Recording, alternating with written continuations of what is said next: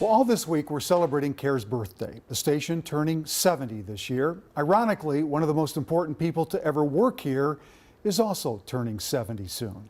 Paul Magers. He was the news anchor in the 80s through 2003 when CARE really became CARE. I sat down with Paul recently to catch up and look back at his impact on the Twin Cities. Retirement looks good on Paul Magers.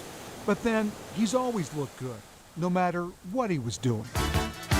Now, the Twin Cities' most watched newscast, News 11, with Paul Magers. Good evening. President Clinton is promising he'll deliver federal dollars. For 20 years, from 1983 to 2003, Paul Magers anchored the weeknight 5, 6, and 10 o'clock newscasts on Channel 11.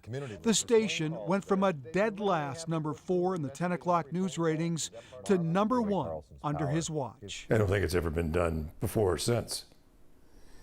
We were at one point the highest rated, most watched late night newscast in the United States. In fact, my brother's station in Chicago was second or third, which let's call it angered him a bit.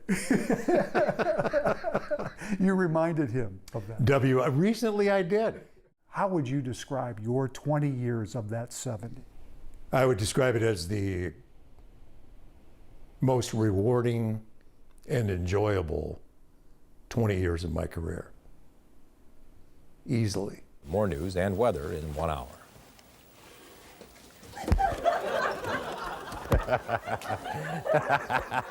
It was just a riot working there because we were doing a good job.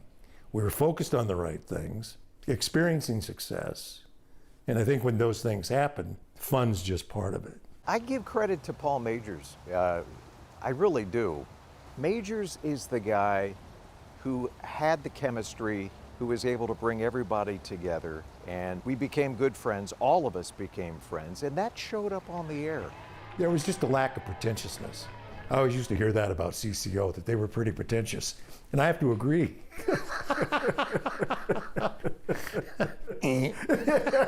That was the beauty of Paul. As an anchor, smart, respected, trustworthy, and empathetic, the consummate pro.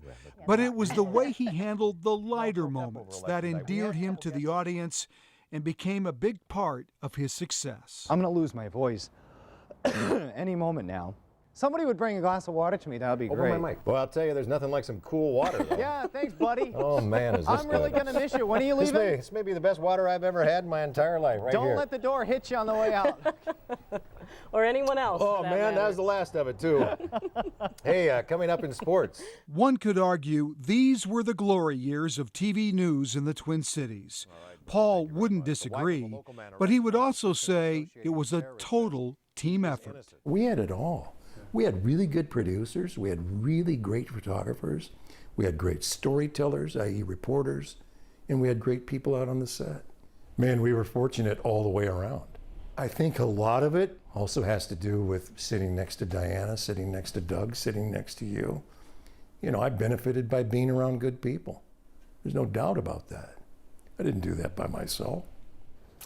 Well, Paul left CARE in 2003 and worked at KCBS in Los Angeles for 13 years before retiring in 2017. That story is part of our primetime 70th anniversary special that again will air tomorrow night, a full 1 hour starting at 7 o'clock. We'll also catch up with many other familiar faces you've come to know over the years, and we dig up some old film footage from our archives all the way back to our roots, which started, of course, in 1953. And you have a different version of your conversation, or more of your conversation yes, with Paul. Much more with tomorrow Paul night. tomorrow night. And we talk with Diana. There's a beautiful story on Diana and lots of other folks that you'll recognize and maybe so wonder 7 what they're up o'clock to. tomorrow night.